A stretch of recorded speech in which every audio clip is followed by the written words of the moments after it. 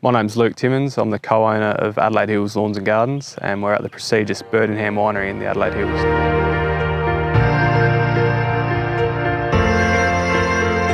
Straight out of school, into university, studied mechanical and aerospace engineering. I always wanted to be an engineer. I liked maths and science and figuring out how things worked, so it was a bit of a natural progression from school to jump straight into that in uni. How I fell into the garden maintenance industry was purely by chance. A good friend of mine started a business, and in the second year of my university degree, through the summer holidays, I started working with him to earn a bit of money. I actually really enjoyed it and never went back to uni. We got along really well. We had some shared common values, which allowed us to build to where we are today. In the early days, it was literally just Jared and myself in a ute going around mowing lawns. There was nothing too major about it.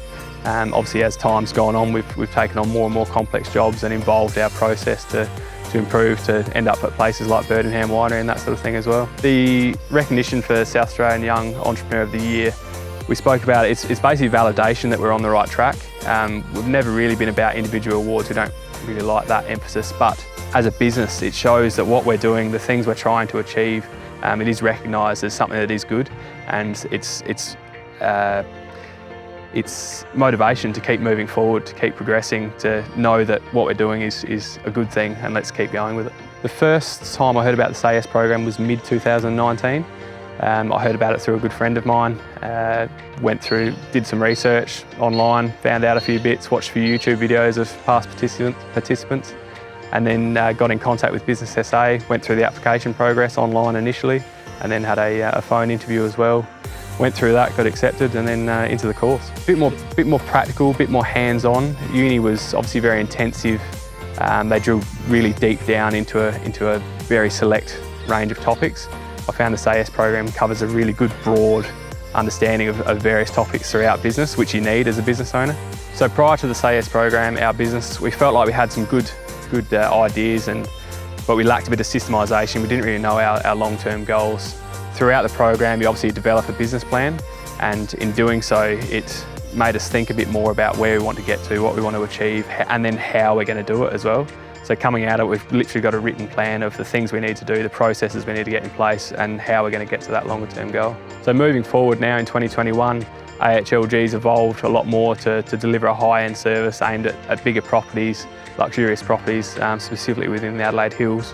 Like you said, we've got a fantastic bank of work now with some really top quality clients.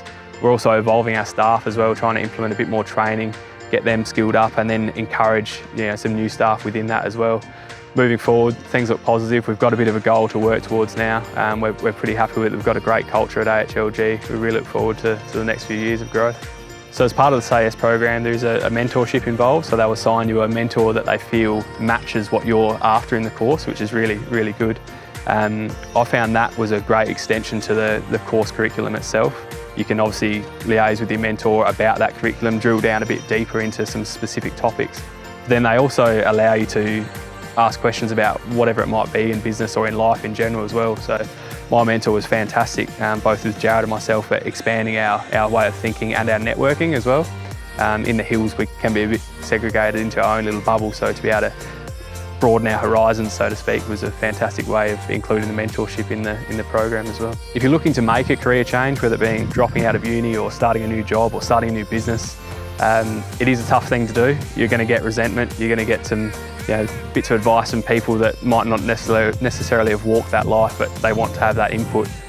You've got to sort of tune out to that and just run your own race. You'll know deep inside if you think you can make a go of it, and if that's the case, you just got to get after it and have a crack.